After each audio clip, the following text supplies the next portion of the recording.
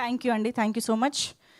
And yes, మా కేఎం రాధాకృష్ణ గారి మాటలు ఇప్పుడు వినేద్దాము. సార్, పాటలు ఎలా ఉండబోతున్నాయి, ఏమిటి విశేషాలు? అందరికీ శ్రీరామనవమి అడ్వాన్స్డ్ శుభాకాంక్షలు. ఇది పాపం ప్రతాప్ ఫిలిం. ఈ సినిమా ద్వారా నేను మళ్ళీ కమింగ్ బ్యాక్ చాలా ధైర్యంగా సంతోషంగా చెప్పగలుగుతున్నా. Beautiful melodies and mass beat చేయగలిగే అవకాశం నాకు ఈ సినిమా ద్వారా, పాపం ప్రతాప్ ద్వారా దొరికింది. నరేష్ డెబ్యూ డైరెక్టర్, బట్ చాలా ఎఫర్ట్స్ పెట్టాడు, చాలా బాగా చేశారు. ఆయన చాలా కష్టపడ్డాడు, మంచి సపోర్ట్ చేశాడు. గ్రేట్. రాకేష్ గారి గురించి చెప్పాలి. ఆయనకు రీసెంట్గా గద్దర్ అవార్డు రావడం, రాకేష్ గారు అండ్ కో బోత్. ఈ సినిమా ద్వారా మళ్ళీ జాతీయ స్థాయిలో మళ్ళీ అవార్డు రావాలని మనసారా కోరుకుంటున్నా.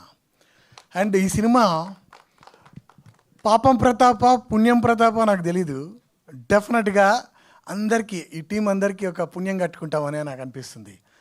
పాపం ప్రతాప్ టైటిల్ చాలా బాగుంటుంది, చాలా బాగుంది. సినిమా నేను చూశాను, చాలా అందంగా చిత్రీకరించబడింది ఈ సినిమా. ఆర్టిస్టులు అందరూ కూడా బాగా పర్ఫామ్ చేశారు. ఎస్పెషలీ తిరువీర్ మంచి ఆర్టిస్ట్. తనది గతంలో కూడా నేను చూశాను ఫిలిమ్స్లో. అండ్ మంచి పర్ఫార్మర్ అండ్ విజువలైజేషన్ చాలా బాగా వచ్చింది. మంచి పాటలు చేసే అవకాశం నాకు దొరకడం నిజంగా లాస్ట్ ఇయర్ నాకు ఫ్లడ్ లాగా వచ్చింది ఆపర్చునిటీస్ ఆ టైంలో.